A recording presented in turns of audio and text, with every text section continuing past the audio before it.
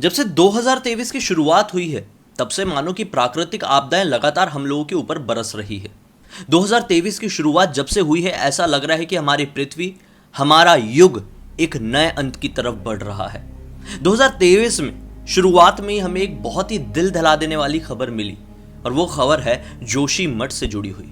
जोशीमठ की जमीन मानो कि फटती जा रही है। वहां के जो घर हैं वो जमीन के अंदर धंसते जा रहे हैं, घरों में दरारें पड़ रही है, लोग इस शहर को छोड़ छोड़ कर भाग रहे हैं। दोस्तों, इस चीज की जानकारी बहुत पहले ही स्वामी श्री अच्युतानंद दास महाराज दे चुके हैं। जी हाँ दोस्तों, जो ही कहीं और के नहीं बल्कि उड़ीसा के ही एक महाराज थे और उन्होंने एक अपनी किताब लिखी थी भविष्य मलिका, जिसमें साफ साफ वर्णन मिलता है कि 2023 में भगवान बद्री का धाम यानी कि बद्रीनाथ धाम और केदारनाथ धाम विलुप्त हो जाएगा और वही शुरुआत होगी हमारे अंत की। तो नमस्कार दोस्तों, ब्लडी सत्य के आज के इस हैरान कर देने वाले, बहुत ही ज्यादा खौफनाक से रियल में डरावने वाले एपिसोड में आप सभी लोगों का बहुत बहुत स्वागत है। दोस्तों, आज के इस वीडियो में हम लोग जानेंगे जोशीमठ की हिस्ट्री को। यह जानेंगे कि स्वामी अच्युतानंद महाराज ने इसके बारे में ही पर्टिकुलरली क्यों भविष्यवाणी की थी, क्या क्या उनकी भविष्यवाणियां जुड़ी हुई है सन 2023 से। तो दोस्तों, जोशीमठ की शुरुआत हमको जानना है, उसकी हिस्ट्री जानना है तो हमें बहुत पहले चलना होगा। इतना पहले जब मानो कि सतयुग का जमाना चल रहा था, यानी बहुत पहले जब भगवान नरसिम्हा पृथ्वी में आए थे, तो माना जाता है कि जो जोशीमठ था वो समुद्र के अंदर विलुप्त था। भगवान नरसिम्हा यहां पर आकर जब तपस्या किए थे तो जोशीमठ समुद्र से निकलकर पहाड़ में तब्दील हो गया था। ऐसे करके थोड़ा समय और बीता और उसके बाद रामायण वाला युग आया, यानी कि त्रेता युग आया। त्रेता युग में मेघनाथ के बाणों से जब लक्ष्मण जी मूर्छित हो गए थे तो हनुमान जी जब संजीवनी बूटी लेने के लिए जा रहे थे तो रावण ने हनुमान जी को रोकने के लिए एक कालनेमी नाम का राक्षस भेजा था। उस कालनेमी का सामना बजरंगबली ने जोशीमठ में ही किया था और वहां पर उसका वध कर दिया था।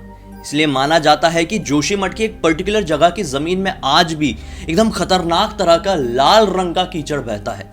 दोस्तों, ये कोई और नहीं बल्कि माना जाता है कि उसी कालनेमी राक्षस के वध के कारण ऐसा होता है। इसके बाद यहाँ का वर्णन मिलता है हमें महाभारत काल यानी कि द्वापर युग काल से। माना जाता है कि बजरंगबली की मुलाकात पांडवों से इसी जगह पर हुई थी और यही वो जगह थी जहां से पांडव लोगों ने स्वर्ग की तरफ प्रस्थान किया था। और यही कारण है कि जोशीमठ में आज भी जब फसलों की कटाई हो जाती है तो यहाँ पे पांडव नृत्य किया जाता है और माना जाता है कि ऐसा करने से सारे देवी देवता हमारे ऊपर प्रसन्न होंगे। दोस्तों, जोशीमठ का वर्णन तो हमें बहुत पहले से मिलता आ रहा है। सतयुग में भी मिला, द्वापर युग में भी मिला, त्रेता युग में भी मिला, कलयुग में भी मिलता है। जी हाँ, जब स्वामी श्री आदि शंकराचार्य जी चारों धामों की स्थापना करने के लिए पूरे विश्व के भ्रमण में निकले थे तो वो जोशीमठ में ही एक पेड़ के नीचे बैठकर तपस्या किए थे या फिर साधना किए थे, कह सकते हैं आप लोग। और इसी साधना के दौरान उन्हें ज्योतिष विद्या का ज्ञान प्राप्त हुआ, इसलिए तब से ही इस जगह का नाम जोशीमठ, ज्योतिर्मठ या फिर जोशीमठ पड़ा था दोस्तों। और यही ज्ञान प्राप्त करने के बाद आदि शंकराचार्य जी महाराज को यहां से एक भगवान नरसिम्हा की मूर्ति प्राप्त हुई जिसकी स्थापना उन्होंने यहीं पर कर दी। लेकिन यह मूर्ति नॉर्मल नहीं थी। जी हां, इस मूर्ति की स्थापना के बाद यहां पे कुछ सालों बाद मंदिर का निर्माण तो हो गया, लेकिन लोगों ने इस मूर्ति में कुछ चीज अलग सी नोटिस करना शुरू कर दी। ये कि इस मूर्ति का जो एक हाथ है वो समय के साथ पतला होता जा रहा है। काफी सारे लोगों ने अपने अलग अलग तर्क बताए, जितनी मुंह उतनी बातें हुई, लेकिन वहीं पर अचानक से सामने आई एक भविष्यवाणी किताब जिसका नाम था भविष्य मलिका। ये किन्होंने लिखा मैं आप लोगों को बता देता हूं। उड़ीसा के एक महाराज जी थे जिनका बहुत नाम है, आप लोगों ने भी सुना ही होगा, स्वामी अच्युतानंद महाराज। उन्होंने अपनी किताब में इस जगह के बारे में, इस मूर्ति के बारे में, बद्रीनाथ धाम, केदारनाथ धाम और 2023 के बारे में साफ साफ लिखा हुआ है। और वो बात ये है, समय के साथ साथ यहाँ पर भगवान नरसिम्हा की जो मूर्ति है उसका हाथ पतला होता जाएगा और जब ये हाथ वो मूर्ति से अलग हो जाएगा तो यहाँ पर मौजूद दो पर्वत, जिसका एक का नाम है नर, एक का नाम है नारायण, वो आपस में जुड़ जाएंगे। फिर उसके बाद जो बद्रीनाथ धाम है वो पूरी तरह से विलुप्त हो जाएगा और केवल बद्रीनाथ धाम ही नहीं बल्कि केदारनाथ धाम भी विलुप्त हो जाएगा। और ये वो समय होगा जब पूरी तरह से जोशीमठ शहर जो होगा वो जमीन के अंदर धस जाएगा जैसे पहले था। स्टार्टिंग में बताया था ना मैंने, सतयुग के समय में भगवान नरसिम्हा के टाइम में जैसे पहले था वैसा ही बन जाएगा। और फिर बहुत सालों बाद भगवान बद्रीनाथ के दर्शन हम भविष्य बद्री में कर पाएंगे और ये वो समय होगा जब नए युग का प्रारंभ हो चुका होगा। तो क्या महाराज जी की वो भविष्यवाणी सही होती समझ में आ रही है? जी हाँ, अगर हम लोग इंसिडेंसेस को मिलाएं तो ऐसा लग रहा है कि उनकी भविष्यवाणी से मिलती जुलती ही चीजें हो रही है। लेकिन हम तो यही चाहेंगे कि भगवान अगर किसी तरह की कोई आपदा किसी शहर के ऊपर आ रही है तो वो आपदा ठीक हो जाए और किसी को भी जान मान हानि का नुकसान ना हो। हम तो केवल इतनी ही प्रार्थना कर सकते हैं। लेकिन स्वामी अच्युतानंद महाराज की भविष्यवाणियों में से एक है 2023 की बिल्कुल सटीक भविष्यवाणी। उन्होंने साफ साफ बताया था कि 2023 में जब ये शहर जमीन के अंदर धंसने लगेगा तो जरूरत से ज्यादा ठंड कुछ जगहों पर बढ़ जाएगी, जिसकी वजह से काफी सारे लोगों की मौत होगी। जब ठंड बढ़ जाएगी गर्मी भी बढ़ेगी ही बढ़ेगी। गर्मी बढ़ेगी तो लोग गर्मी के कारण तड़प तड़प कर मरने लगेंगे।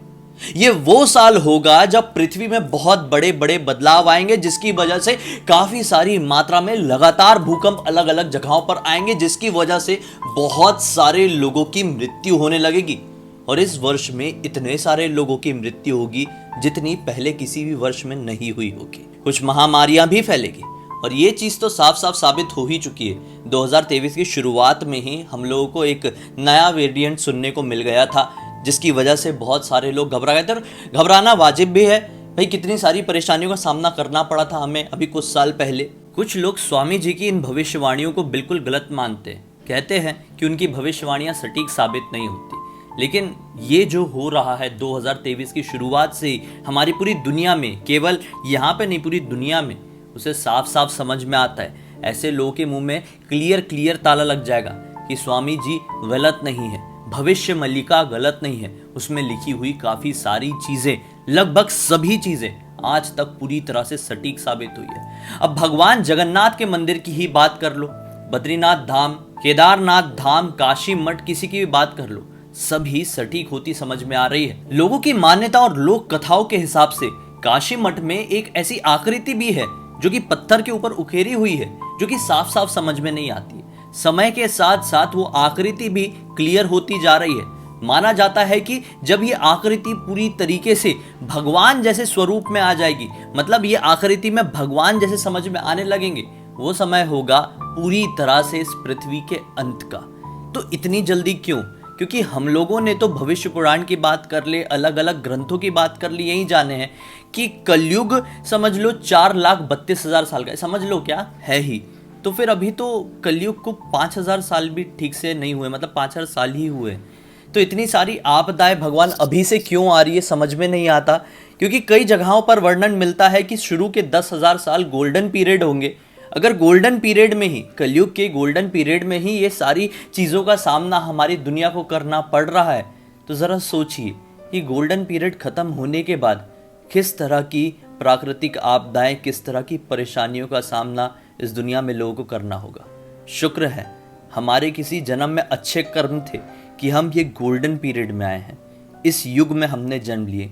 क्योंकि इसके बाद वाला युग जो होगा, घोर कलयुग, वो घोर खतरनाक होगा, जिसका वर्णन कोई क्लियरली कर भी नहीं सकता। दोस्तों, उम्मीद करता हूँ कि आज के इस वीडियो के जरिए आप लोगों को बहुत अच्छी जानकारी भी मिली होगी, साथ ही साथ आप लोगों को एक ऐसा मनोरंजन भी मिला होगा।